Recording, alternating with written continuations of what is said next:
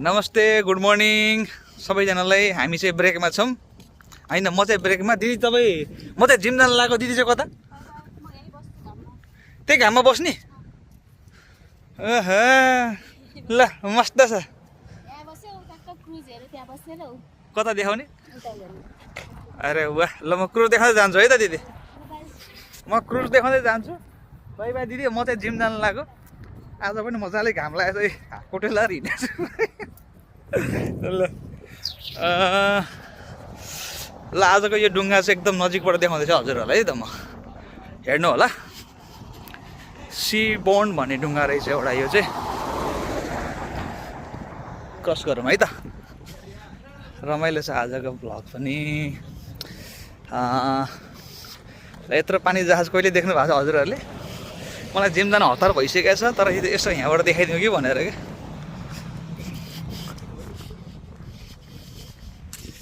अरे बाफ्रे, ल हेर्नुहोस् ल, माथि आकाशमा के उडिरहेछ? त्यो पहिला पनि उडिरहेको हुन्थ्यो नि। ए उडिरहेछ पुरै। मैले जहिले पनि टाढाबाट देखाएको छु, आज चाहिँ नजिकबाट हेर्नु होला है त। सी बोर्न इन कोर भन्ने रहेछ यो पानी जहाजको। आज कतिजना मान्छे त हाम्रोमा नि खाना खान आएको छ। आज यहाँ दुईवटा पानी जहाज आएको छ। एउटा उता पनि छ, देख्नुभयो? म जुम गरेर देखाउँछु, हेर्नु है त। अरे वाह, कति तल छ हेर्नु है। बाफ्रे, ल खतरा छ। सानो पहेँलो कलरको डुङ्गा देख्नुभयो भित्र? त्यो चाहिँ त्यो इमर्जेन्सीको लागि होला सायद। अब यो चाहिँ यता भयो। यता मेरो साथीहरू नि काम गर्छन् कि अरे हाम्रै कम्पनीको। हाम्रो कम्पनीमा हाम्रो रेस्टुरेन्टमा आउने को कस्टमरहरू पनि यहाँ खाना खान्छन्। माथि अझै पनि उडिरहेको छ कि त्यहाँनिर, खोइ के उड्यो पुरै रकेट जस्तो क्या। म सोधेर छाड्छु। ओके ल, यो चाहिँ अब यो गर्मी महिनामा चाहिँ यहाँनिर यसरी पसल राखेको हुन्छ होला। अनि ल यो चाहिँ हाट बजार हो क्या, नेपालको हाट बजार। म जिम जानलाई चाहिँ त्यो बिल्डिङ जानु पर्यो नि, त्यहाँ जान चाहिँ कसरी जाने होला त? अब यो पार्क चाहिँ हाम्रो यहाँ माथि चाहिँ पार्क छ होइन। यो पार्क चाहिँ पहिलेदेखि नै सञ्चालन भइरहेको हो यो चाहिँ। ल डुङ्गा देख्नुभयो? पानी जहाज डुङ्गा त के भन्यो, पानी जहाज भनौँ न होइन। यसैको कस्टमरहरू हो हाम्रोमा खाना खान आउने भनेको चाहिँ। आजको दिन चाहिँ मजाले घाम लागेर रमाइलो भयो। ल म त आज बिहानदेखि खाना पनि खाएको छैन। अब यहाँबाट पहिला जिम जान्छु, फटाफट जिम सकेर अनि बल्ल खाना खाने हो।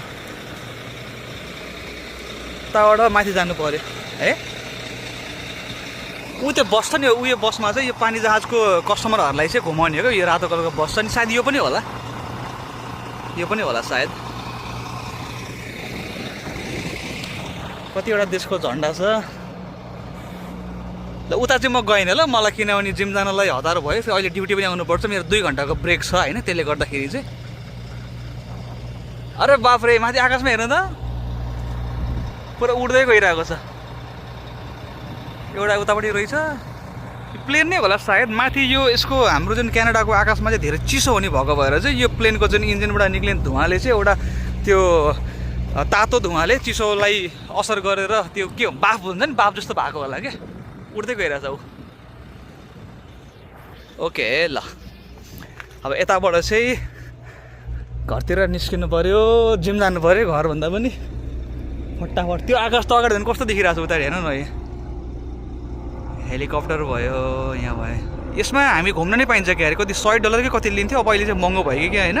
यो पुरै सहर एक राउन्ड चक्कर लगाइदिँदो रहेछ क्या यिनीहरूले चाहिँ। कति 20-25 मिनटको हुँदो रहेछ। झन्डै नेपाली 10-12 हजारमा एक राउन्ड पुरा घुमाइदिन्छ अरे क्या। मैले यो पनि गर्न खोजिरहेको थिएँ, हिजो पनि मैले खोजिरहेको थिएँ। यदि त्यस्तो भयो भने चाहिँ म के अरे एउटा भ्लग बनाउनको लागि भयो भने म चाहिँ जाने विचार चाहिँ गरेको छु है त। हजुरहरूलाई पनि एउटा देख्न रमाइलो हुन्छ। बाँकी त अब वरपरको दृश्यहरू हेर्न सक्नुहुन्छ हजुरहरूले, रमाइलो छ है। पारी अब त्यो समुद्र पारी पनि एउटा सानो आइल्यान्ड छ, पर ढुङ्गा भयो के अरे। यता डुङ्गा पानी जहाज डुङ्गा यतातिर भयो डुङ्गा मात्रै भन्न आउँछ कि फेरि मलाई चाहिँ नेपालको जस्तै डाँडा काँडा छ है देख्नुभयो नि ल हतार चाहिँ हतार भइरहेछ मलाई पनि जानुपर्ने छ यो आज हजुरले नदेख्नु भएको ठाउँ होला यो म योभन्दा अगाडि एकचोटि म दादासँग घुम्न चाहिँ आएको छु तर यसरी चाहिँ म कहिले पनि डुलेको छैन क्या यो चाहिँ पार्क भयो है यहाँ चाहिँ नेपालमा नि हजुर आजभोलि त अब पार्कको चलन छ नि त होइन हजुरले देख्नु भएको नेपालमा नि पार्कहरूको चलन हुन्छ नि यो के अरे एक्सर्साइजहरू गर्ने यताउता यहाँ पनि छ अहिले काठमाडौँमा चाहिँ चोक चोकमा यो बनाएको हुन्छन् मान्छेहरूले समुदायहरूमा बनाएको हुन्छन् पुरानो घरकै जापानिज अक्षरमा लेखिरहेको छ माथिपट्टि ल रमाइलो छ हाई यहाँको मान्छेहरूको एउटा राम्रो बानी चाहिँ के छ भने जोसँग नि हारिहाल्यो भनेर बोलिहाल्ने हो क्या सरी है मैले आज मलाई खासै देखाइनँ हजुरलाई भ्यू देखाउँ भनेर म चाहिँ पुरै जुस लिएर हिँड्दैछु अब जिम पुग्छु अब कति 10 मिनटमा फटाफट जिम सकेर अनि त्यस पछाडि फेरि ड्युटी आउनुपर्छ खाना खाएर बिहानदेखि आज खाना नि खाएको छैन होइन यो चाहिँ यहाँको म्युजियम भयो है यो चाहिँ भित्र चाहिँ म गएको छैन होइन म्युजियम चाहिँ म्युजियम हो कुनै दिन म छिर्छु कत्रो मोटो मोटो काठको खम्बा छ हेर्नु त ल कति मोटो मोटो काठको खम्बा छ मभन्दा डबल साइजको काठको खम्बा होला पुरै काठै काठको क्या मोटो मोटो काठको यो धेरै मोटो खम्बा छ अनि यो माथिको चाहिँ एउटा हाम्रो यहाँको सबभन्दा ठुलो होटल यही हो क्या अरे क्रेस्ट भन्ने हो यहाँ पनि एकजना दाईहरू काम गर्नुहुन्छ नेपाली दाईहरू हाम्रो घरमै बस्नुहुन्छ हामी बस्ने घरमै बस्नुहुन्छ उहाँ पनि सानो सहर भएको भएर एक ठाउँबाट अर्को ठाउँ पुग्नको लागि चाहिँ खासै त्यति धेरै हिँड्नु पनि पर्दैन यत्रो लामो ट्रक कहिले देख्नु भएको छ नेपालमा यत्रो लामो ट्रक चाहिँ खासै हुँदैन है धेरै लामो छ यो चाहिँ कमै हुन्छ भनौँ न पहिलोचोटि मैले यो 4 व्हिलर गाडीहरू ठुल्ठुलो साइजको देख्दाखेरि चाहिँ म दङ्ग परेको थिएँ क्या म चाहिँ यो अगाडि देखिरहनु भएको छ नि तपाईँहरूले यहाँ चाहिँ यस्तो खालको गाडीहरू राम्रो चल्ने रहेछ है अब मलाई त खासै धेरै गाडीको नलेज छैन हेर्नु होला नि यो पनि म्युजियम रहेछ फायर डिपार्टमेन्ट यो चाहिँ यो फायर डिपार्टमेन्ट भनेको चाहिँ त्यो आगलागी भयो भने त्यो दमकलहरू ल्याउने क्या त्यसको अफिस हो क्या अरे यो चाहिँ यसको यहाँ मेरो साथीहरू पनि काम गर्छ मेरो साथी भयो हामी जिमसँगै जिममा एकजना दुईजना मेरो मिल्छ क्या दुईजना केटाहरू मिल्छन् एकदम जिम गर्ने अनि उनीहरू पनि यहीँ काम गर्छ क्या अरे चिसो हावा लगाएर कति रमाइलो भएको नभए हल्का गर्मी चाहिँ गर्मी छ फेरि आज चाहिँ एनिवेज आजलाई यति नै गरौँ है त सब्सक्राइब गर्न चाहिँ नबिर्सिनु होला सबैजनालाई धेरै धेरै माया छ है